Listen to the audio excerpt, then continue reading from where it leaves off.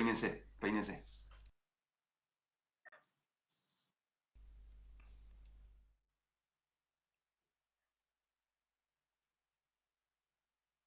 Vamos, así aceptamos que se grabe y empezamos.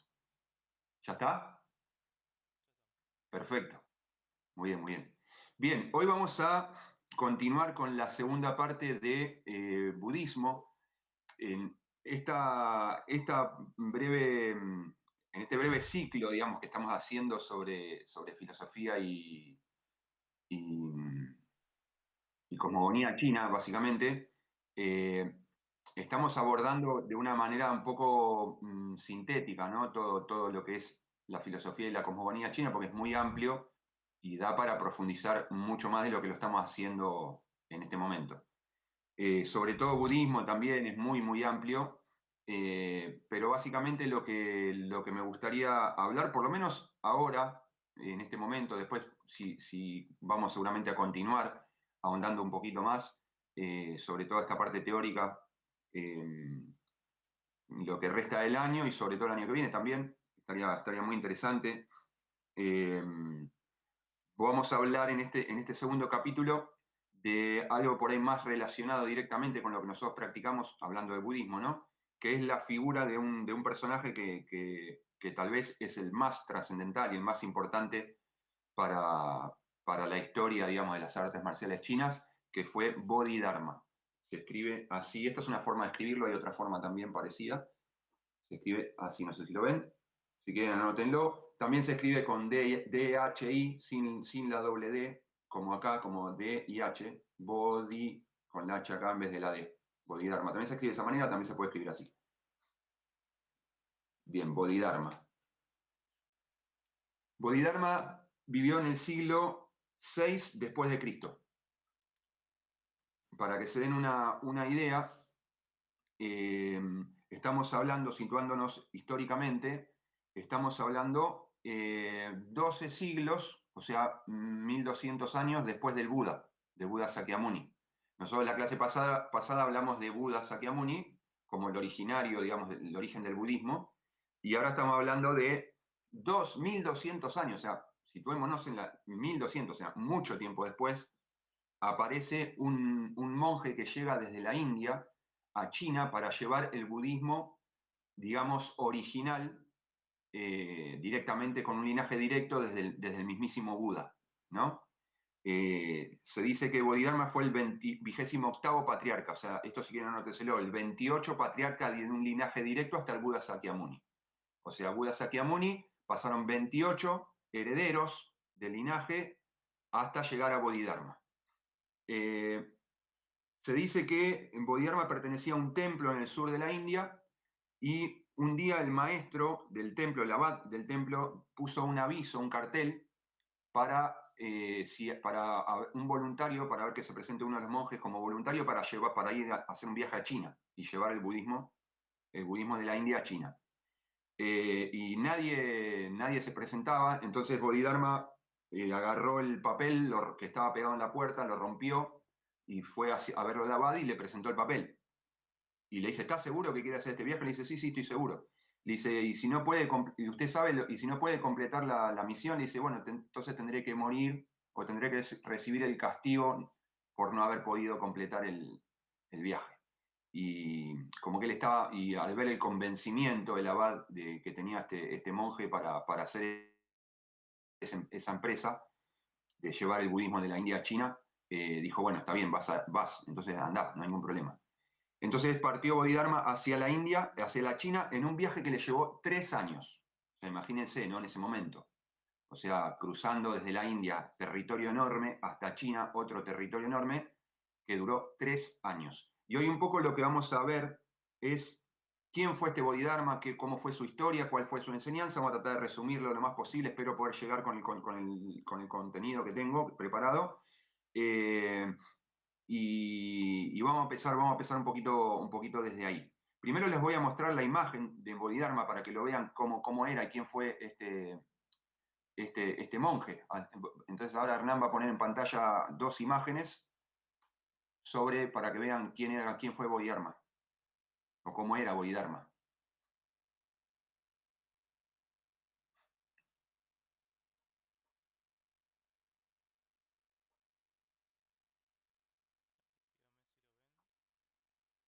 Sí, perfecto. Bueno, aquí la imagen 2, estas son dos imágenes muy típicas de cómo se suele representar a Bodhidharma. En la imagen 2 se lo representa con una famosa túnica roja en estado de zazen, digamos, de sentado, de meditación, en la naturaleza, ¿no? Y en la otra se lo ve ya caminando con su famoso bastón y su famosa sandalia, única sandalia colgando del bastón, que ahora un ratito vamos a explicar qué significa esa imagen de la sandalia colgando del bastón. Eh, Como pueden ver, tenía una imagen muy poderosa, se lo describe como alguien alto, muy fornido, con un aspecto grueso, con una barba muy tupida y unas cejas muy tupidas, calvo, con unas orejas muy grandes, con una expresión y unos ojos penetrantes, o sea, tremendamente fuertes y penetrantes. eh, a pesar, digamos, de esa rudeza externa, exterior, habitaba un hombre muy auténtico y muy compasivo. Pero se lo suele describir también, hay algunas versiones, sobre todo teniendo en cuenta su apariencia de que en realidad era de ascendencia persa, no tanto de ascendencia india. Eh, pero bueno, son conjeturas que en realidad no están probadas, más que nada por el tamaño de sus orejas, por sus ojos, su barba, su tamaño, ¿no? Tenía más bien parecía más bien persa que indio. Pero se cuenta que él era un monje indio, se lo toma históricamente como que fue un monje indio.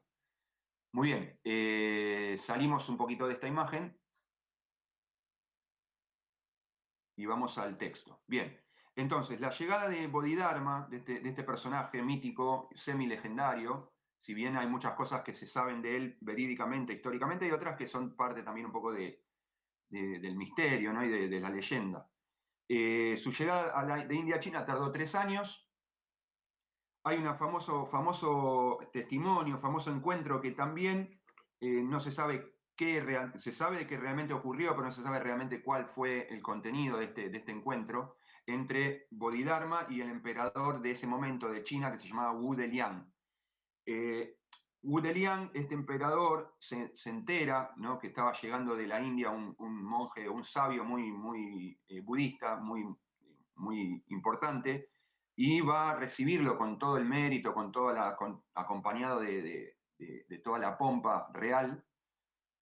Y en ese momento Bodhidharma era joven, si no me equivoco, creo que tenía 20 y pico de años, no sé exactamente cuándo, pero se lo describe como un joven, muy joven, cuando llega recién a China.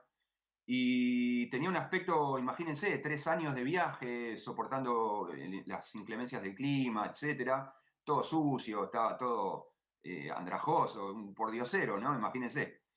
Claro, y el emperador esperaba encontrarse con un sabio, con alguien con una imagen, y de repente se encuentra con un joven, todo mugriento, todo sucio, con un aspecto muy humilde, y se queda asombrado, diciendo, este es el famoso sabio que tiene que venir de la India a, a, a propagar, digamos, a difundir el budismo. Entonces se queda medio asombrado, y cuando lo recibe se presenta y le cuenta, el rey, el emperador le empieza a contar todas las cosas que él había hecho y su devoción por el budismo y todas los templos y las colectas y las cosas que había hecho para propagar el budismo por toda China.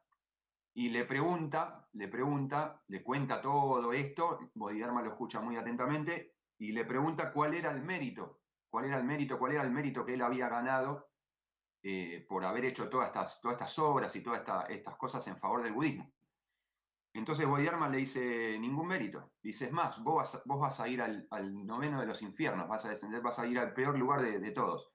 Y se queda sorprendido y le pregunta cómo podía hacer esto. Y hay una famosa enseñanza de Bodhidharma que él dice, no se sabe si exactamente se lo respondió al emperador, pero tiene que ver con esto. Le dice que la conciencia del mérito mata el mérito. O sea, hacer algo, por más que sea bueno o meritorio, solamente o teniendo por el hecho de que después voy a recibir algo bueno a cambio de esa acción, es lo peor que uno puede hacer como budista. Está muy mal visto eso. Simplemente lo que Bodhidharma decía, lo que era lo mismo que el Buda decía, era olvidarse de esa buena acción, simplemente por hacerla porque es lo que hay que hacer y por el hecho de hacer una buena acción, pero no con la idea de a ver qué mérito voy a recibir, a ver si voy a después reencarnar en una tierra de Budas, en una tierra del reino de la tierra pura o de la felicidad, etc. Sino que simplemente hacerlo porque es lo correcto y porque es lo que hay que hacer. Esto tiene relación un poco con una enseñanza de la Biblia, por ahí los que han estudiado la Biblia, o Jesús que dice que la mano izquierda no se entere lo que hace la derecha, ¿no? Que cuando la derecha da, que la izquierda no esté anotando a olvidarlo, hacer el bien y olvidarlo, no guardarlo con qué bueno que soy, qué buen católico, qué buen cristiano, qué buen budista, todas las cosas buenas que estoy haciendo por los demás. Eso no está bien visto. Entonces, eso es parte del ego que tenía este rey. Entonces Bodhidharma lo corta en seco y le dice, pero entonces no hay nada sagrado. Y dice, no, absolutamente nada. No hay nada sagrado. Entonces, este encuentro termina un poco mal porque el emperador medio como que se quedó medio enojado y Bodhidharma parte, ¿no? Se va de ese lugar y sigue su camino. Más adelante, acá hay otra historia sobre esta travesía de Bodhidharma hacia China que dice, acá voy a leer, ¿no? Textual. El día que decidió dejar Nankín, Nankín es una ciudad de China, cruzar el río Changjiang o Yangtze, ¿no? El río Yangtze es más conocido por el río Azul o el Yangtze, para dirigirse al norte, las personas del lugar hicieron deliberadamente, porque sabían de quién era este Bodhidharma que estaba por ahí, hicieron deliberadamente zarpar todas las naves con la intención de poner a prueba al monje extranjero. Cuando Tamo llegó al río, observó que no había un solo bote disponible, pero que a ambos lados del río se había reunido una gran cantidad de personas que habían venido a verlo cruzar. Tamo, intuyendo lo que estaba pasando, miró a su alrededor y vio a una anciana que sostenía un junco, ¿no? Una hierba, como una caña podría ser también. Tamo se acercó a ella, juntando sus manos, se inclinó en señal de reverencia y le pidió prestado el junco, explicándole que deseaba cruzar el río de 400 metros de ancho. Tamo caminó hasta la orilla y la colocó en las aguas del Changjiang. Puso sus manos juntas, su mente en calma y su mirada dentro de sí. Colocó ambos pies en el junco, se subió a esta rama de bambú o un junco, una hierba, y comenzó a cruzar el enorme río impulsado suavemente por la brisa del sudeste mientras hacía una reverencia despidiéndose del anciano. Bueno, esto es una de las leyendas, ¿no?, que le atribuyen al poder que tenía este hombre Bodhidharma. Es parecido en cierta forma al caminar sobre el agua de Jesús. Fíjense que hay muchas analogías similares. Bueno, en este caso, él se dice que cruzó, imagínense, era un monje indio o persa de 1,90 m, enorme, cruzando arriba de un junco, ¿no? De una hierba, de un palo, de una caña de bambú, etc. Bueno, y esa es la famosa historia de la cruzada del río de Bodhidharma, ¿no? Con la mirada de la gente atónita de que no lo podía creer. Ahora vamos a hablar sobre la llegada a Shaolin. Bodhidharma, ¿por qué es importante para nosotros? Porque Bodhidharma fue ese monje que llevó el budismo de la India a China y se estableció cerca de Shaolin, del famoso templo Shaolin, que es la cuna de las artes marciales externas, ¿no?, del Kung Fu. Entonces, acá hay un texto, voy a leer ahora un texto sobre su llegada a Shaolin, ¿no?, que relata un poquito lo que aconteció cuando él llegó y lo que hizo, etc. Entonces dice, este es sobre un historiador, este texto lo escribió un historiador muy famoso de la China antigua, ¿no? Dice, al llegar a Songshan, que es el pueblo donde estaba el templo de Shaolin, la montaña central de China, Shan es montaña, ¿no? La montaña de los Song sería. Tamo, así se escribe, es el nombre que le dan los chinos a Bodhidharma. Ustedes dicen Bodhidharma en China y por ahí no van a entender a quién se refieren. Entonces ellos lo conocen como Tamo. La D es como una T suave, Tamo. Este es el nombre que le dan los chinos. Y este nombre es el que le dan los japoneses. Los japoneses, como no pueden pronunciar bien, generalmente después de una R, ellos le ponen una U. Entonces, cuando ellos, los japoneses, no van a pronunciar Dharma como nosotros, van a decir Daruma, Daruma. Entonces se escribe así, el famoso Daruma. Daruma es la pronunciación japonesa para Dharma, Bodhidharma. Entonces, en japonés ellos lo conocen como Daruma, que es el famoso muñequito que tengo yo aquí, este muñequito. Lo habrán visto millones de veces, ¿no? Que ustedes lo apoyan y lo tiran y se vuelve a parar como un tentempié, ¿no? Después voy a explicar un poquito, si hay tiempo, el significado de este muñequito, de este Daruma. Bien, entonces seguimos. Tamo se estableció en Shaolin para iniciar su enseñanza, ¿no? Hacia el norte del monasterio, a medio camino hacia la montaña de los 5 animales, hay una pequeña cueva, del tamaño de un cuarto pequeño, es una pequeña habitación, la cual mira directamente hacia el sol. O sea, imaginamos que sería hacia el este, ¿no? Al inicio de su vida en Shaolin, Tamo solía escalar la montaña durante el día y sentarse en la cueva frente a la pared en estado de Chan o meditación Chan, ¿no? Y durante las tardes bajaba al monasterio a conversar de budismo con los otros monjes. Bien, vamos a un apartado acá. Se sentaba en la cueva frente a la pared. Esto es algo muy importante porque se dice mirar el muro, ¿no? Estar de frente al muro, frente al muro. Él se sentaba de frente a la pared, no mirando hacia la entrada de la cueva, sino de espaldas a la entrada, mirando hacia el muro. Para un practicante de Feng Shui esto sería algo ilógico, totalmente negativo, porque uno no puede ver, no puede observar, no puede estar atento a quién nos puede entrar y atacarnos por detrás. Pero él así todo, para evitar distracciones, la distracción del entorno, etcétera, se sentaba, para mejorar su concentración, se sentaba de frente mirando a la pared. Por eso hoy las escuelas que vienen directamente de China, como la Soto Zen, los practicantes se sientan mirando en Zazen, meditando hacia la pared, mirando a la pared, se dice de frente a la pared o de frente al muro. No mirando hacia, como hacemos nosotros, por ejemplo, cuando nos sentamos en la clase, sino que se sienta uno al lado del otro, mirando de frente a la pared. Diferente, por ejemplo, que el otro linaje, que es el Lianqi o Rinzai de Japón, el otro linaje, gran linaje del Zen, que ellos se sientan mirando hacia el centro del salón, hacia el centro del sendo, no mirando a la pared. ¿Está bien? Creo, el Soto Zen es el único que hace esto, de sentarse mirando a la pared. Yo he practicado budismo tibetano, por ejemplo, y el budismo tibetano nos sentamos igual que en el Rinzai, mirando hacia el centro del salón. Y creo que en el budismo hinayana, el sudeste asiático, creo que es igual. Y esto tiene justamente una cuestión directa con este personaje, con Bodhidharma, ¿no? O con Tamo. Bien. ¿Qué pasa? Cuando Bodhidharma empieza a hablar con los monjes, que bajaba a conversar con ellos sobre budismo, etcétera, se dio cuenta que los monjes, en ese momento, el tipo de budismo que practicaba estaba casi en su totalidad basado en las escrituras.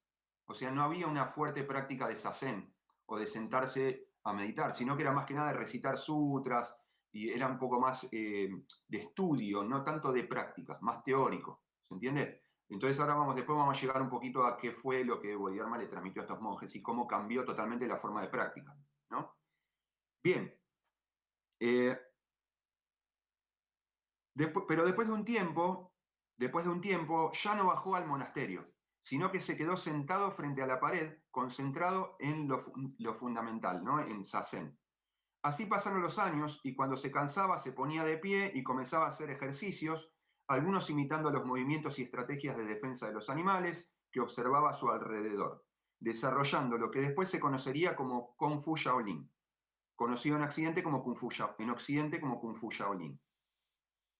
Bien, vamos a hacer un alto acá. Aquí se dice que Bodhidharma estuvo sentado en meditación durante 9 años seguidos. Esto obviamente es también parte de la leyenda, obviamente es muy difícil creer que alguien estuvo sentado durante 9 años sin moverse. O sea, esto es, ¿no? Sería medio, para cualquier humano sería algo prácticamente imposible. No nos olvidemos que si bien Bodhidharma fue un personaje excepcional, no dejaba de ser un hombre común y corriente que sentía dolor, que sentía frío, calor, entumecimiento, hambre, etcétera. Tenía que comer, tenía que... O sea, uno puede entenderlo tal vez durante 9 días, pero durante 9 años es un poco demasiado. Pero se dice que lo que sí acá está diciendo también, que cuando él se sentía entumecido, etcétera, se levantaba, hacía unos movimientos basados en los movimientos de los animales. Algunos dicen que fue el iniciador del Qigong, después lo vamos a ver también, de los primeros ejercicios del Qigong, que le transmitió a los monjes de Shaolin. Entonces, cuando desaparecía, se estiraba un poco, se movía, que es un poco parecido al Taiso, o lo que hacen los monjes hoy, que son ejercicios para, sobre todo lo hacen en la session, en los retiros, para poder continuar con la meditación. ¿Está bien? Porque si no, el cuerpo está muy entumecido. Entonces se dice que él hacía algo parecido, que puede ser que de ahí también venga el Taiso, no se sabe. Y se volvía a sentar y continuaba en meditación. ¿Tá? Pero esto sí que esa práctica es verdad que duró 9 años, esa práctica intensa. Una vez que el entumecimiento había desaparecido, volvía a la cueva, se sentaba, se deshacía de todo pensamiento y guardaba silencio, ¿no? Esta era su práctica, básicamente. Y sigue, ¿no? Textual. Un hombre puede tolerar meditar durante primavera y otoño, pero en verano, cuando enjambres de mosquitos y todo tipo de insectos lo devoran, se convierte en algo insoportable.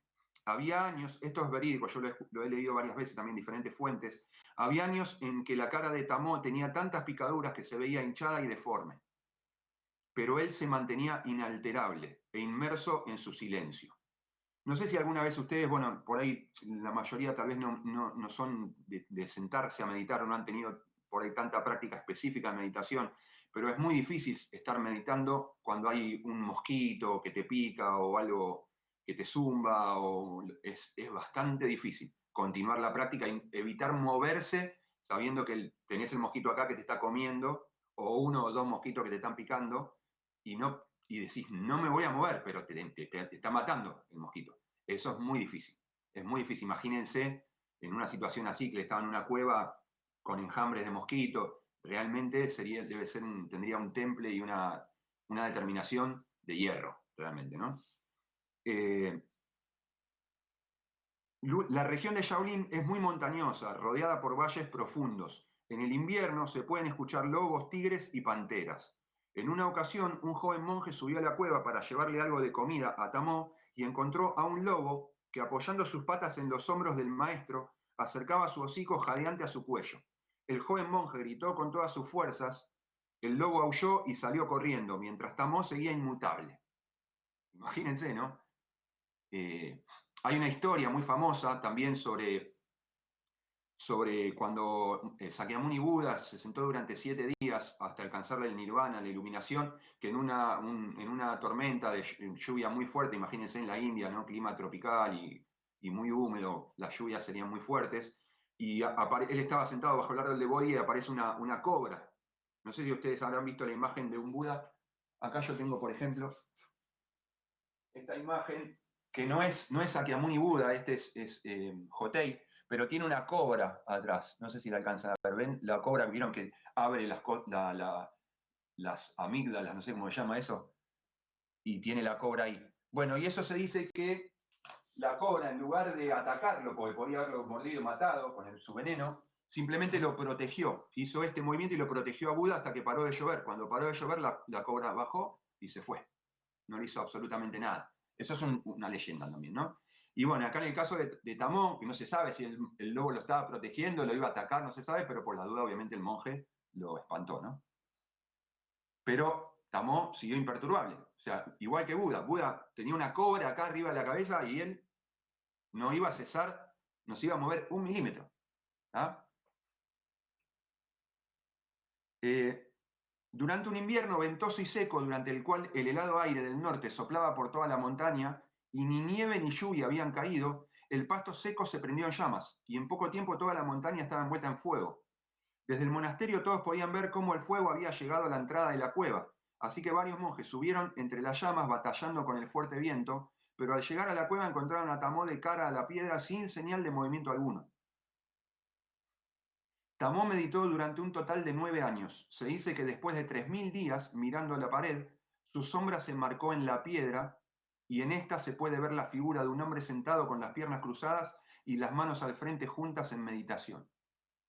Después de 9 años de meditación en el lugar, la gente comenzó a llamar a la cueva de Tamó. Bueno, se dice que esto se dice que es real, ¿eh? Yo no lo he visto, pero conozco gente que ha ido a Shaolin, porque se dice que cuando Tamó desciende de la cueva y fallece, que suben los monjes y sacan esta piedra y se la llevan y está exhibida en uno de los salones del templo de Shaolin, de uno de los salones del templo, y que se puede apreciar la figura, como dice acá, de un hombre meditando en la cueva, meditando en la piedra, o sea, sentado, en forma de sentado. Bien. Enseñanza de Bodhidharma. Bueno, acá nos metemos un poquito más profundo, ¿no? La primera es una enseñanza que habla directamente sobre que el principio último o verdadera naturaleza de la realidad, o sea, la naturaleza búdica, se puede obtener de manera súbita. Él planteó dos formas, digamos, de llegar a la meditación. Una es que se puede obtener de manera súbita. Esto es algo que yo he discutido varias veces con mi maestro, con Mumon Roshi, y yo pensaba, siempre se lo he planteado, y él coincidía conmigo, me dijo como que estaba correcto lo que yo pensaba, que él pensaba igual, que en realidad no existe lo súbito, porque lo súbito, si bien es verdad que cualquier cosa puede ser el disparador del Satori, lo que llama Satori o iluminación súbita, por ejemplo, una hoja que cae y golpea con el suelo y de repente el practicante se ilumina al escuchar eso. Como le pasó a Huinen se iluminó escuchando cuando pasaba un monje cantando, creo que el Sutra del Loto me parece que fue, o el Sutra del Corazón, alguno de los dos, y él escuchó, y inmediatamente escuchó la enseñanza y se iluminó, solamente al escuchar a un monje cantando. Que más allá de que ese momento es súbito, está dado por una serie de acumulación kármica y de méritos, etcétera, que uno lo prepara las causas y condiciones son las adecuadas para que eso suceda. O sea que en cierta forma no existe lo súbito, porque eso está enraizado en algo que está determinado por miles de años de práctica, ¿se entiende? De ese ser. Entonces se da súbitamente, pero en realidad viene arrastrado por un río, digamos, de práctica de mucho tiempo atrás. Pero se le suele llamar iluminación súbita, ¿no? Por ejemplo, si ahora, no sé, estamos hablando y de repente, no sé, Hernán se ilumina súbitamente por algo que escucha de lo que yo estoy hablando del Dharma, y bueno, es una iluminación súbita, obtuvo un Satori, pero seguramente él ya estaba preparado, digamos, ya había sembrado lo suficiente para que eso suceda. La segunda enseñanza trata de 4 prácticas fundamentales. 1. Aceptar todos nuestros sufrimientos como fruto del karma pasado. O sea que todo lo que a nosotros nos sucede, que podríamos considerar de cierta forma negativa, o que nos implican algún tipo de padecimiento o de sufrimiento, está dado por nuestro propio accionar en el pasado, sea en esta vida o en vidas anteriores. O sea, esto es como algo que nosotros venimos recogiendo transmigración tras transmigración, vida tras vida, y que todavía vamos, digamos, es como una deuda que vamos saldando con el mismo Tao, con el mismo Dharma, ¿no? Hasta que todo ese karma negativo se disuelva por el fruto de nuestra práctica. ¿Está bien? 2. Aceptar nuestras circunstancias con ecuanimidad. O sea, aceptar lo que nos sucede con una mente en calma, digamos, sin perder nuestro centro. ¿Está bien? Primero, teniendo en cuenta que todo lo que nos sucede fue responsabilidad propia nuestra, básicamente, por nuestras acciones del pasado. 3. O sea, permanecer sin ansia. Sin ansia, o la traducción podría ser enraizado en la calma mental, ¿no? En una mente ecuánime, en una mente en calma, mediante la práctica. ¿no? Desarrollada a través de la práctica. Y 4, abandonar los pensamientos erróneos y practicar las 6 perfecciones o las 6 paramitas, que ahora vamos a ver qué son estas 6 perfecciones, ¿no? Entonces, punto aparte, las 6 paramitas. Si quieren, anótenselo esto, si tienen ganas, anótenselo, y después cualquier cosa lo investigan por su cuenta o me preguntan. Las 6 perfecciones o paramitas en sánscrito son las 6 cualidades o prácticas que un bodhisattva ya hemos hablado sobre la figura del bodhisattva. Bodhisattva es alguien que entra en el camino de los Budas al hacer un voto de practicar hasta para poder ayudar a todos los seres a practicar el Dharma o a comprender el Dharma, a llevar la enseñanza del Dharma para luego, el día de mañana, poder acercarlos a la iluminación y en última instancia acercarse también al Nirvana, ¿no? Entrar básicamente, oficialmente, podríamos decir, en el camino del Buda o de los Budas. Entonces son las cualidades o prácticas que un bodhisattva cultiva para alcanzar la iluminación. Sobre todo la imagen de bodhisattva propiamente dicha en el budismo mahayana, ¿no? En el budismo tenemos la rama Hinayana, la rama Mahayana. La rama Mahayana es la que se practica básicamente en China, Japón, Corea, etc. En el Tíbet también, aunque es Vajrayana, pero también habla mucho de la compasión sobre todo, ¿no? Como valor igual de importante que la sabiduría o que el prana. Entonces estos 6 paramitas son el dana paramita, que es la perfección de la generosidad, dar sin apego, sin lo que hablamos antes, sin ego, sin idea de mérito o de obtener algo a cambio, se refiere al dar materialmente, al dar protección y al dar enseñanza. Proveer cualquiera de estas 3 cuestiones es el primer paramita, ¿no? La perfección de la generosidad. Luego, el 2, sila paramita, o perfección de la ética o disciplina moral. Perfección de la ética o disciplina moral. Y esto se refiere a mantener los preceptos. Hay 5 preceptos básicos que un bodhisattva hace como voto de respetar estos preceptos en su vida. Entonces, la perfección de la ética o disciplina moral, estos preceptos son como una guía moral, ¿no? de práctica. Entonces, respetar estos preceptos, evitar daño a sí mismo y a otros, y cultivar la virtud, ¿no? El tercero, santi paramita, perfección de la paciencia. Esto se refiere a tolerar dificultades, ser paciente, tolerar dificultades, no enojarse o no estallar en ira, básicamente no perder el control y estallar en ira, ¿no? Porque enojarse uno puede enojarse, los monjes se enojan, no es que no se enojan tampoco, pero tratar de reconocer el origen de ese enojo y tratar de trascenderlo, básicamente, ¿no? Aceptar el sufrimiento como parte de la experiencia humana, ¿está bien? El cuarto, creo que es el cuarto, ¿no? Sí. Cuarto, viria paramita, o perfección del esfuerzo, Esto habla sobre la perseverancia alegre, la disposición de espíritu a la práctica, en la práctica del Dharma, ¿no? Podríamos también decir en la práctica del Tao, en el seguir el camino del Tao, en la práctica del arte marcial, en la práctica del Kung Fu, del Budo, del Wushu, etc., ¿no? Del camino marcial también podría ser, del Wu Tao, ¿no? Budo, Wu Tao, Budos en japonés. Luego, quinto, Dhyana Paramita, perfección de la meditación o concentración. Esto significa desarrollar calma mental y estabilidad emocional, ¿no? O estabilidad mental, mediante la práctica, todo lo que incluye la práctica del Dharma. Y por último, el Prajna Paramita, que es algo por ahí que lo habrán escuchado alguna vez, seguramente Prajna Paramita, por ahí los que practican yoga, por ejemplo, que es la perfección de la sabiduría.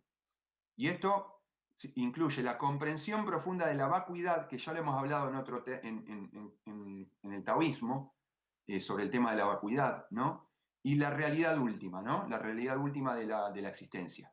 O la comprensión de la naturaleza del ser, la naturaleza original, la naturaleza de Buda, que todo es mente, etc., ¿no? Estas 6 se practican con la motivación de bodhicitta. Esta palabra es importante, anótensela, se escribe así. Bodhicitta.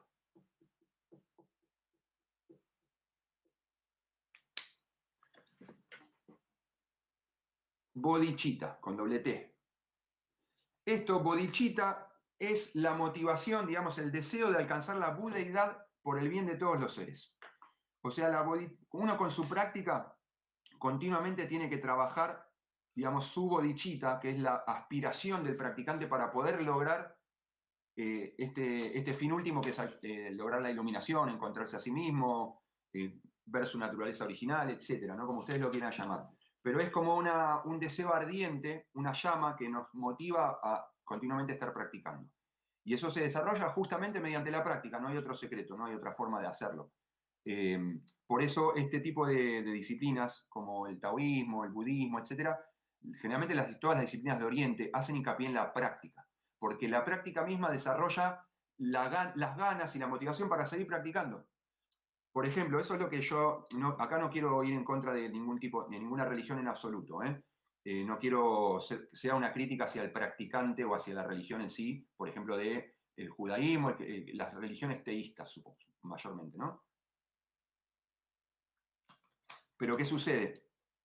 Muchas veces este tipo de religiones buscan la práctica a través de la voluntad, digamos. Pero el tema es que la voluntad se da a través de la mente, a través de la razón. Entonces, es muy difícil lograr es como, por ejemplo, yo digo, bueno, a partir de ahora voy a ser bueno. Solamente porque yo diga o me repite a mí mismo que a partir de mañana voy a ser un buen cristiano, un buen budista, no va a suceder. O sea, tiene que haber sí o sí una práctica que que lleve a nuestro cuerpo, traigamos a nuestro cuerpo para que eso suceda desde dentro. ¿Está bien? Para poder lograr esa bodichita o mantener la llama de este deseo ardiente de la práctica. Pero solamente porque yo me repito a mí mismo, digo, bueno, ahora voy a ir a la iglesia, voy a ir a rezar, voy a poner cara de santo, salgo a la iglesia y sigo siendo el mismo pecador de siempre. ¿Por qué? Porque no hay una transformación profunda que venga solamente desde el pensamiento. Tiene que haber una práctica hacia el cuerpo, que provenga desde el cuerpo. Entonces, lo que ha comprendido Oriente en sus miles y miles de años de existencia y de práctica es eso, justamente de que la verdadera práctica sucede, es una práctica, básicamente. Si no está el cuerpo, no hay práctica. No sé si se entiende, es muy difícil. Es simplemente teoría, filosofar. Pero si no hay algo en el cual esté involucrado una cierta postura, una cierta disposición de espíritu, por medio de nuestro cuerpo, es muy difícil lograr eso. Entonces se refiere básicamente a esto que les estoy diciendo, ¿no? La bodhicitta. Mediante la misma práctica uno va logrando establecer cada vez más firmemente en uno esta bodhicitta, ¿no? Esta motivación. ¿Y por qué? Porque la motivación está sustentada siempre en la disciplina. Porque la motivación es efímera. Si no hay disciplina, no construyo disciplina, la motivación es como una burbuja en un estanque. ¡Pac! Se fumó y listo, fue, desapareció. Pero si no hay algo, la motivación es como la leña, digamos, que sostiene el fuego encendido. Si no está la leña, si no está la disciplina, no hay fuego, no puede ser imposible, como dura muy poquito la llama prendida. ¿Está bien? Bien. Ahora, avanzamos un poco más. Vamos a entrar ahora a un personaje importante que fue Huike. Huike, que fue un monje chino que, enterado de la presencia de Tamó en esta cueva, Huike. Huike. Este fue el segundo patriarca del Chan, en japonés Zen, ¿no? Conocido como Zen. Fue a quien Bodhidharma le transmitió la enseñanza, el segundo patriarca. Este nombre es importante para nosotros. ¿Y qué pasó? Este Huike, después de varios intentos de pedirle a Tamó que lo enseñe, Tamó directamente lo ignoraba, ¿no? Ni siquiera se volteaba a verlo, estaba en meditación, lo ignoraba totalmente. Hasta que un día se dice que había una tormenta de nieve muy profunda, y lluvia, nieve. Huike fue a verlo a la puerta de la cueva y Bodhidharma, por primera vez, digamos, esto es lo que dice la leyenda, ¿no? Le prestó atención porque vio que estaba bajo un clima tremendo y el muchacho estaba ahí se dice que estuvo un par de días ahí parado en la cueva, enfrente de en la entrada de la cueva. Entonces Bodhidharma sale de la meditación y lo ve y le pregunta qué quería, y este Huike, haciendo un saludo tradicional o una postración, le pide que por favor le enseñe el Dharma, ¿no? Que le transmita su enseñanza, que sabía que él era un maestro muy, muy importante y un sabio. Y inmediatamente Bodhidharma le dice que no, que para qué le iba a enseñar si él no era como que Eso es muy tradicional, eso se sigue haciendo hoy en día en el Zen, cuando vienen aspirantes a un templo para recibir la enseñanza, que es normal que lo rechacen en primera instancia, y Bodhidharma hizo lo mismo, lo rechazó. Le dicen no, que él no era digno, que él no le iba a transmitir absolutamente nada. Y Huike le sigue insistiendo que sí, que él iba a poder aprender, que él tenía lo necesario para aprender. Entonces se dice que Bodhidharma le dice, bueno, mira, yo te voy a enseñar, ¿sabes cuándo? El día que la nieve se tiña de rojo. Entonces dice que al escuchar esto, Huike tenía un sable de su práctica, ¿no? O no se dice, o tenía un sable o algo, algún elemento cortante, y se amputó adelante del maestro el brazo izquierdo. Entonces, ¿qué pasó? Claro, agarró el brazo izquierdo y se lo tiró a los pies de Bodhidharma. Entonces Bodhidharma se quedó totalmente sorprendido por esta acción. Claro, ¿qué pasó? Él relacionó, la nieve empezó a teñirse de rojo por la sangre que estaba perdiendo Huike. Entonces agarró y comprendió que realmente la aspiración de la bodhicitta, el deseo profundo de aprender de este monje era algo muy, muy serio, y decidió transmitirle la enseñanza, ¿no? Acá hay un diálogo entre ellos dos que más adelante alguna vez lo hablaremos también. Entonces Huike en ese momento se convierte en discípulo de Bodhidharma, y Bodhidharma le transmite la enseñanza, y este monje termina siendo el segundo patriarca del Chan. Y se dice que este saludo que nosotros hacemos con la mano derecha, aquí, con una sola mano, se dice que es en honor a este monje, a la valentía y al coraje y a la determinación de Huike por aprender. Entonces se dice que se hace el saludo con una mano. Por ejemplo, cuando nosotros recitamos el lema de la escuela al final, se hace de esta manera en honor a Huike, a este monje. Eso está bueno que lo sepan. Bien, también se dice que Bodhidharma aparentemente era un practicante de Kalaripayat o Kalaripayattu, que es un cierto arte marcial que practicaba la casta guerrera, la casta de los Sakyas, de Buda Sakyamuni, en la antigua India, que es similar a movimientos de animales. Se dice que es el origen del Kung Fu. Hay una leyenda que dice que Bodhidharma aparentemente le enseñó estos ejercicios de Kalaripayat a los monjes, porque los monjes estaban muy débiles, habían empezado a practicar meditación o de estar mucho tiempo sentados y no hacían nada físico, o se la pasaban sentados recitando sutras, etcétera, todo el día, pero no hacían nada físico. Entonces, y aparte, cuando había que salir a recoger por la montaña ciertos alimentos, etcétera, muchas veces eran saqueados y robados por malhechores, por ladrones, etcétera, y entonces les enseñó a defenderse a través de este arte marcial, Kalaripayat. Esta es una leyenda, no se sabe si es verdad o no, pero lo que sí está registrado es que Bodhidharma les enseñó una serie de ejercicios para la salud a los monjes Shaolin, uno fue el I Ching Ching, o cambio de músculo tendón, que es una secuencia muy, muy conocida de Qigong de Shaolin, Qigong budista de Shaolin, y el otro es Shiso Ching, que es el cambio de la médula ósea, algo así. Es como una alquimia interna, ¿no? El otro es un ejercicio, una secuencia de Qigong dinámico, parecido al Patuan Chin, a lo que nosotros hacemos, pero el otro es una secuencia más de alquimia interna.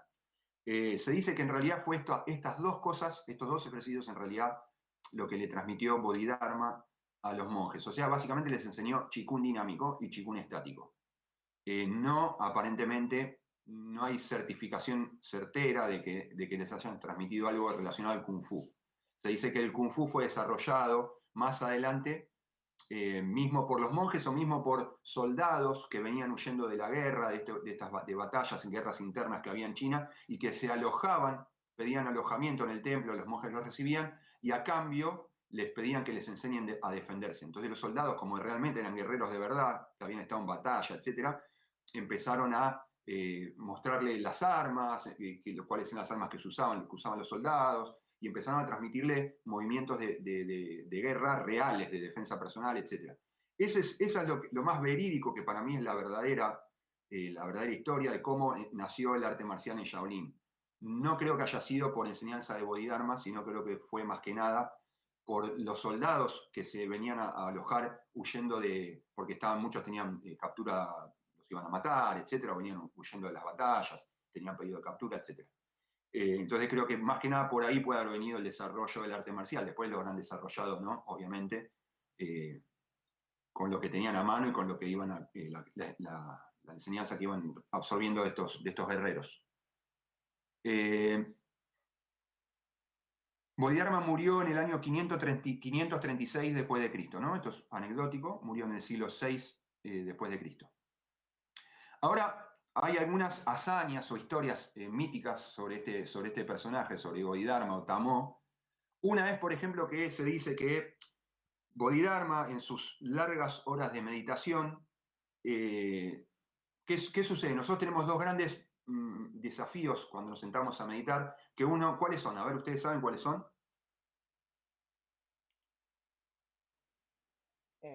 Pueden... ¿no? La postura y el sueño. Que no nos invadan los pensamientos. ¿Cómo? Que no nos invadan los pensamientos.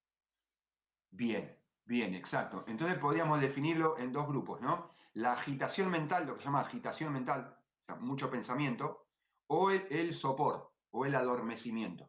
Son los dos grandes, digamos, los grandes enemigos o las cosas que nos suceden generalmente cuando estamos meditando, sobre todo cuando estamos meditando un cierto tiempo, ¿no? O varias veces en el día, en un retiro, supongamos. Siempre todo meditador se va a encontrar en algún punto de su práctica con alguna de estas dos cosas o con las dos.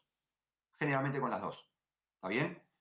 Entonces, ¿qué pasaba? Bodhidharma, como estaba meditando mucho tiempo, generalmente se encontraba mayormente con el adormecimiento, con el sopor. Entonces hay una leyenda que dice que él cortó sus párpados para no poder dormirse, cortó los párpados, y él los arrojó los párpados, y donde cayeron estos párpados, al tiempo nacieron las primeras plantas de té. Esa es la leyenda que dice que así nació el té en China, básicamente. Y que el té por eso es venerado y muy utilizado en China, Japón, Corea, en todo el sudeste, por los monjes. Por eso beben grandes cantidades de té, porque dice que el té tiene propiedades para mantenernos despiertos durante la meditación y no dormirnos. ¿Está bien? Porque el té tiene teína, tiene un componente que excita, es estimulador del sistema nervioso central, como la cafeína, ¿no? De hecho, por ejemplo, el mate, que nosotros tomamos mate, yo no, pero la mayoría de la gente toma mate, tiene los dos componentes, tanto cafeína como teína, y tiene otros componentes más que estimulan. Los tomadores de mate lo sabrán mejor que nadie, que, por ejemplo, cuando toman mate se mantienen despiertos, etcétera, ¿no? Como que te levanta. Eso por lo mismo. Entonces, como no existe el mate, no existía el mate en esa época en China, pero existía el té. ¿Está bien? Esa es una de las leyendas. Otra leyenda, que es la famosa leyenda de la sandalia, a ver si, no sé si Hernán querés poner de vuelta la imagen para que se vea bien, la primera imagen de Bodhidharma con el bastón y una sandalia, y la leyenda dice lo siguiente: 3 años después de su supuesta muerte, ¿no? de que Bodhidharma murió, un monje llamado Song Yun, o Song Yun Liang en algunas versiones, junto con otros funcionarios, fue enviado por el emperador de la dinastía Wei occidental en una misión diplomática a la India. Mientras cruzaban las montañas de Pamir, en Asia Central, se encontraron con un monje barbudo y de ojos azules, claramente Bodhidharma, o sea, aparentemente era Tamó, caminando solo por el camino. El maestro les preguntó: ¿de dónde venís? Song Yun respondió: de China, por orden del emperador. Bodhidharma replicó: el mundo está en caos. ¿Por qué no informáis al emperador que se prepare? Luego predijo eventos futuros y les mostró un bastón de madera de que colgaba una única sandalia, explicando que se dirigía de regreso a la India para informar al rey de su misión cumplida. Sorprendidos, Song Yun y su compañero regresaron a China y reportaron el encuentro al emperador. Este, incrédulo, ordenó verificar la tumba de Bodhidharma en Shaolin. Al abrir la tumba, encontraron el ataúd vacío con solo la otra sandalia adentro. Esto es una leyenda, ¿no? Aparentemente no se sabe si fue verdad o no, pero fíjense cómo también, por otra parte, tiene otro paralelismo con la resurrección de Cristo, ¿no? O sea, aparentemente Bodhidharma había muerto, estaba certificado como muerto, y al 3 años después se lo encontró, no sabemos exactamente cuándo, habría abandonado la tumba, habría salido, lo rescataron, lo sacaron, alguien lo sacó, no se sabe. Eso no se sabe, es parte de la leyenda, ¿no? Bien, ¿hasta acá alguien tiene alguna pregunta que ya nos vamos acercando al final? ¿O algún comentario? No, por acá todo bien. ¿Podés volver a la imagen de los chicos, Hernán? Ahí va. ¿Alguien? ¿Nadie? ¿No? ¿Bien? Bien, bueno, ahora les voy a pasar algunas frases. Otra leyenda de Bodhidharma, el tema de este Daruma, la leyenda del Daruma, se lo explico muy breve, que está generalmente, se lo representa así de rojo, aunque hay de varios colores, simboliza que cuando Daruma, después de 9 años de estar sentado, o Tamó, cuando lo van a ayudar a levantarse, a rescatar, no, pero lo van a ayudar a salir de la cueva, estaba tan entumecido que estaba prácticamente inmovilizado, o sea, no podía moverse, no podía mover los brazos, no podía mover las piernas, nada. Entonces hay una leyenda, esa es una leyenda japonesa, que dicen que le tuvieron que amputar los brazos y las piernas. Y que cuando le amputaron los brazos y las piernas, toda su túnica se tiñó de rojo por la sangre. Entonces por eso a Tamó, a Daruma, se lo representa siempre con una túnica roja. Y al Daruma, sin brazos y sin piernas, que es este muñequito, se lo representa de esta manera también de rojo. Y ven que tiene la barbita y siempre está con los ojos en blanco y se pinta un ojito, se pide un deseo y recién cuando se cumpla ese deseo, al año, supongamos, se le pinta recién el otro ojito. Y luego se quema en una ceremonia que se queman todos los darumas, los quema un monje, ¿no? Realmente se queman todas las darumas, hay una ceremonia para quemar una vez que se cumplió el deseo. Y esto es una figura también de protección del hogar, etcétera, protección para los niños, hay muchas leyendas con respecto a esto. Bien, seguimos. Algunas frases para conocer un poco más, realmente, más en profundidad la enseñanza de Bodhidharma. Son creo que varias frases, creo que son como 15 frases, algunas más fácilmente comprensibles, otras no tanto. No me voy a poder expresar tanto por una cuestión de tiempo, tal vez si tienen alguna duda, pero prometo poder explayarme más en cualquier momento, ¿no? En otra clase o mismo si no me preguntan en la clase. Si quieren este texto, estas 15, o no sé cuántas son, creo que son 15 frases, si quieren después yo se las copio y las comparto, para que, o las subimos mismo ahí al grupo, o acá, ¿cómo se llama, Hernando? No me sale el nombre. Al Classroom. Bien, bien. Bodhidharma dice, el verdadero camino es sublime, no puede expresarse mediante el lenguaje. Esto ya lo hemos dicho anteriormente. O sea, como tiene que ver relación directa con el Tao que puede ser expresado, no es el verdadero Tao, o no es el Tao verdadero, no es el Tao auténtico. O sea, la práctica se tiene que expresar solamente, se expresa sin palabras. ¿Está bien? O sea, esto tiene que ver también con la famosa frase budista I-Shin Tenshin, o sea, de corazón a corazón. La transmisión es de mente a mente, de maestro a discípulo, en relación directa y cercana. ¿Está bien? Muchos conocen el camino, pocos lo acaban recorriendo. Muchos conocen o escuchan hablar del Dharma o de las enseñanzas budistas, del Tao, etc., pero son pocos los que realmente se animan y tienen la determinación para ir a recorrer este camino, ¿no? Para encontrar un Buda, debes ver tu propia naturaleza. Quien ve su naturaleza es un Buda. Para encontrar un Buda, debes ver tu propia naturaleza. O sea, debes ir bien profundo para ver realmente quién uno es o lo que uno es. Quien ve su naturaleza se convierte en un Buda. Las doctrinas solo sirven para señalar la mente, la naturaleza original. Una vez vista, dejan de tener función. O sea, la doctrina, la práctica básicamente de la recitación de sutras, todo esto que envuelve a la práctica es básicamente para señalar la mente, para señalar la naturaleza original. Pero una vez que se obtiene, deja de tener un significado por ahí trascendental, sino básicamente lo que hay que hacer una vez que se obtiene es seguir practicando, nada más. ¿Está bien? Es como un medio hábil. Cuando la mente deja de moverse, penetra en el nirvana. Nirvana es una mente vacía. Cuando no existe la ignorancia, los budas alcanzan el nirvana. Cuando no existen las aflicciones, los bodhisattvas entran en el lugar del despertar. Lo repito. Cuando la mente deja de moverse, o sea, deja de estar inquieta, básicamente, penetra en el nirvana. Nirvana es una mente vacía. ¿Vacía de qué? Vacía de preconceptos, vacía de dualidad, etc. Cuando no existe la ignorancia, los budas alcanzan el nirvana. Cuando no existen las aflicciones, los bodhisattvas, o sea, los aspirantes a budas, entran en el camino del despertar. La mente ignorante, con sus infinitas aflicciones, las pasiones y los males, se basa en los 3 venenos. Esto anótenlo, 3 venenos, que son la codicia, la ira y la ignorancia. Estos 3 venenos son los que nos impiden ver nuestra naturaleza original. Son los que son la raíz, digamos, de nuestras aflicciones, de nuestro sufrimiento, en los cuales continuamente caemos continuamente en alguno de estos 3 o en los 3 y nos causa sufrimiento en esta existencia. Entonces, los 3 venenos son la codicia o la ambición, la avidez, ¿no?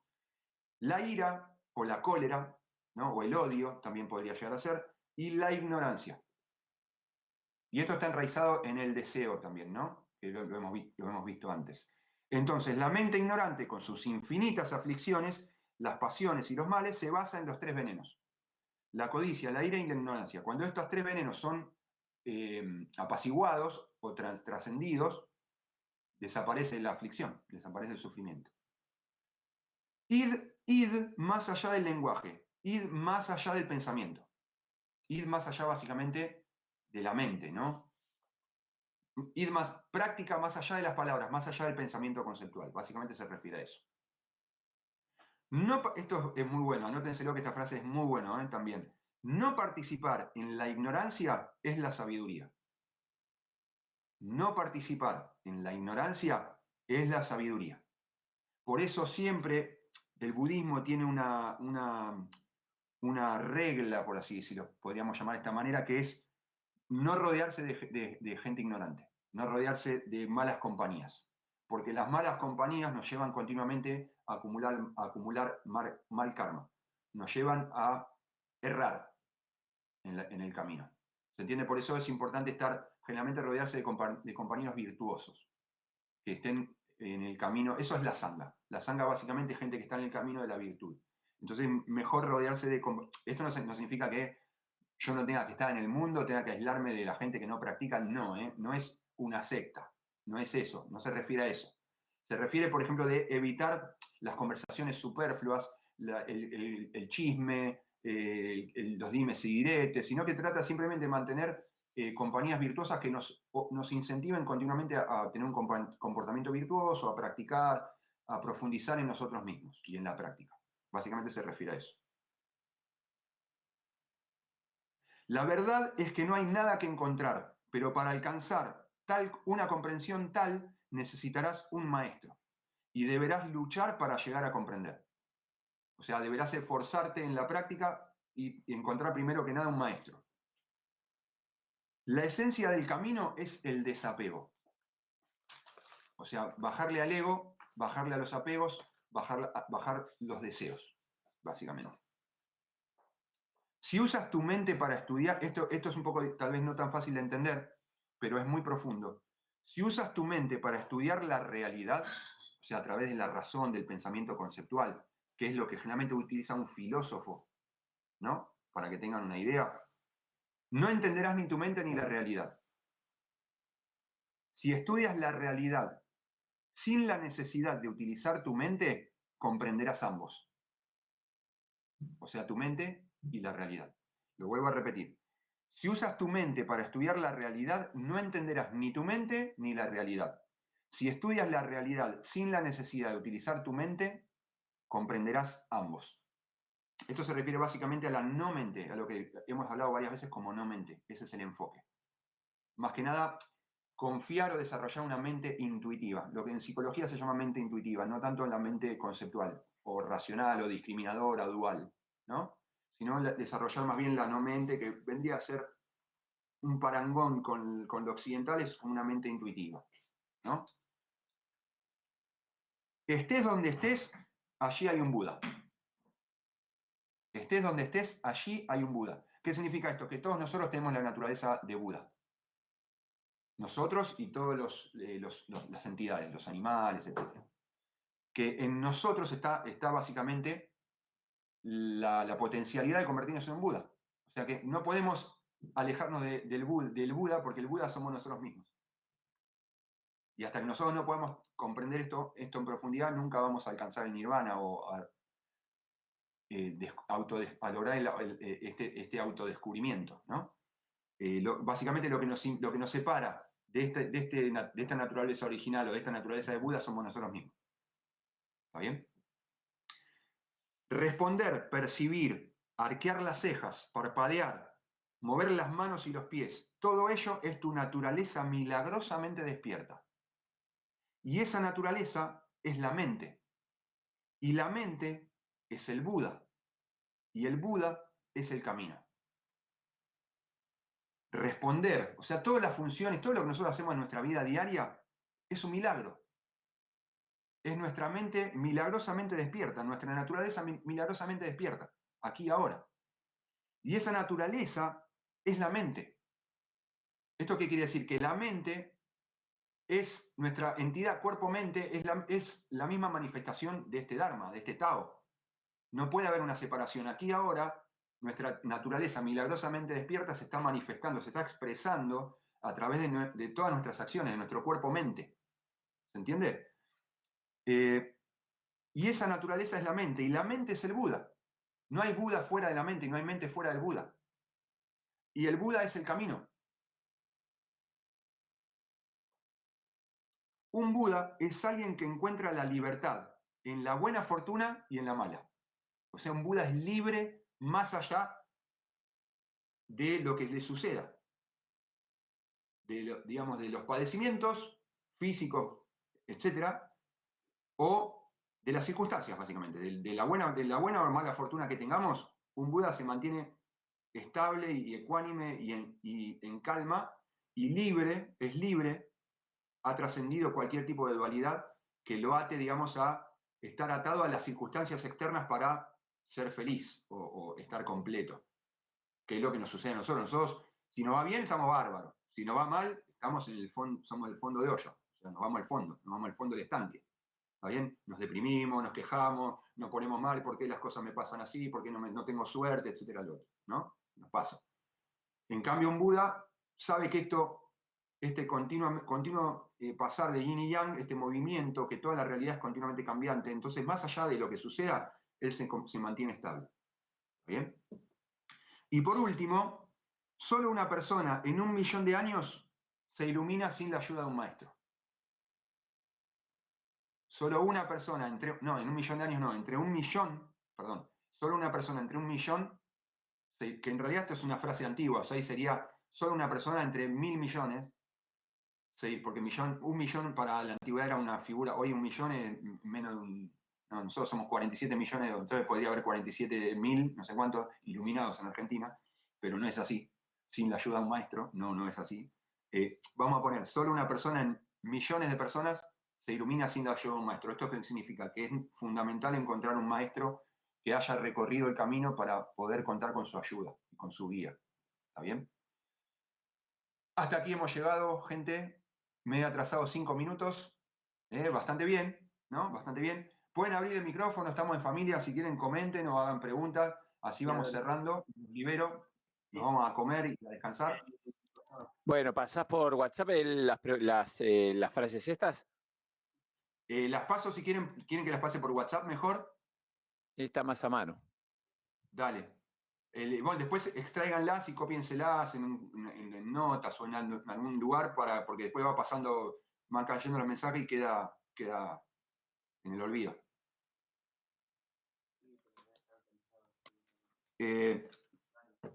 ¿Algo más? ¿Algún comentario? Hernán, algo que vos quieras por ahí complementar para cerrar. Lo ponemos a Hernán acá porque es practicante de Zen, así que pronto a entrar en el camino de los bodhisattvas. ¿Se me escucha, no? ¿Se escucha bien? Sí, se escucha Sí, bárbaro. perfecto. Joya.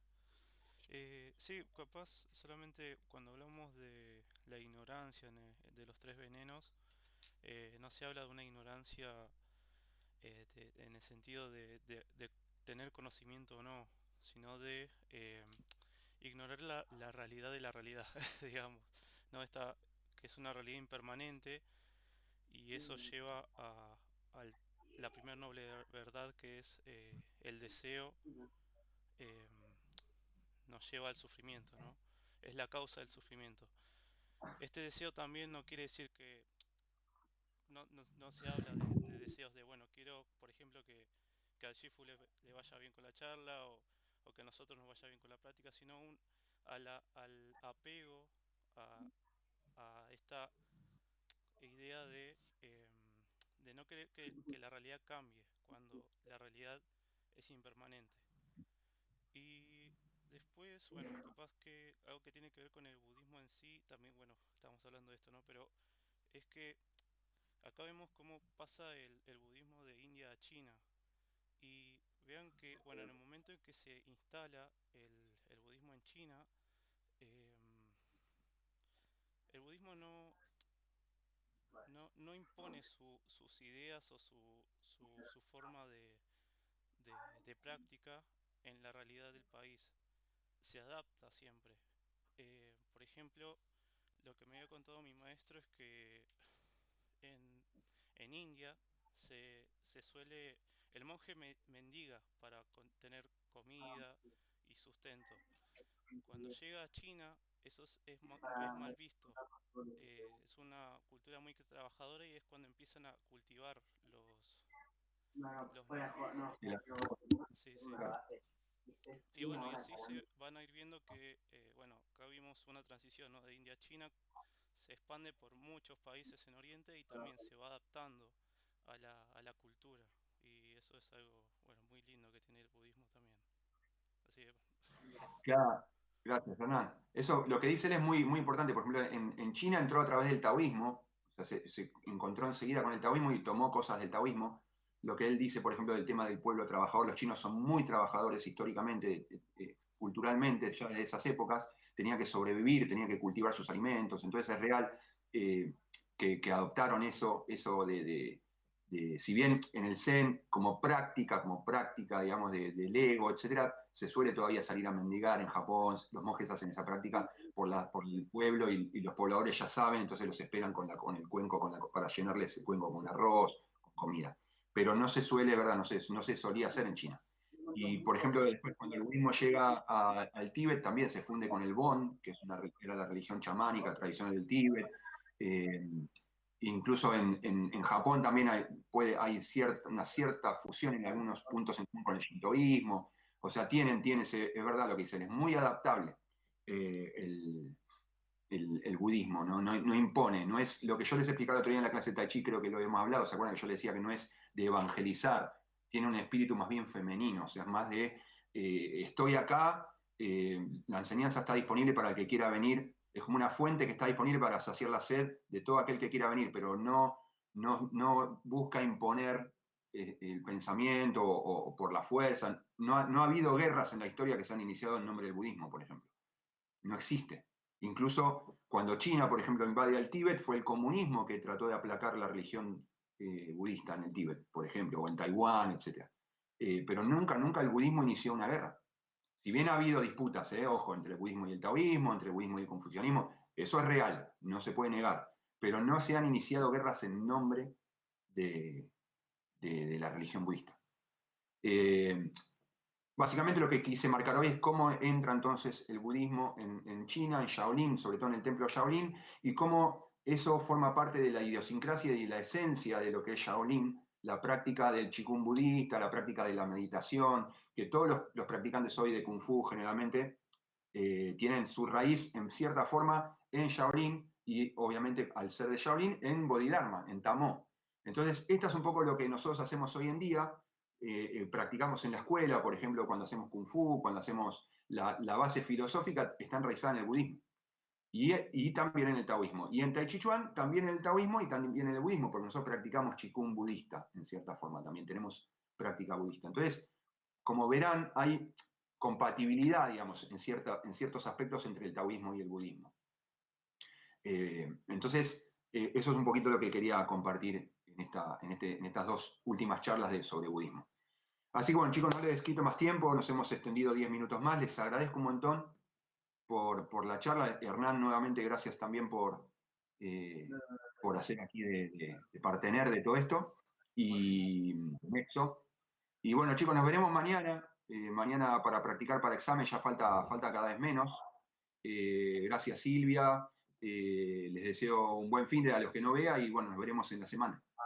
Bueno, gracias, Shifu. Y nos vemos mañana. Nos vemos, chicos. Hasta Saludos mañana. para todos. Chau, chau. Dale, hasta mañana. Cualquier duda que se les ocurra, me plantean mañana en la clase. Luego me escriben por WhatsApp. Nos vemos, chicos. Chao, Hernán, gracias.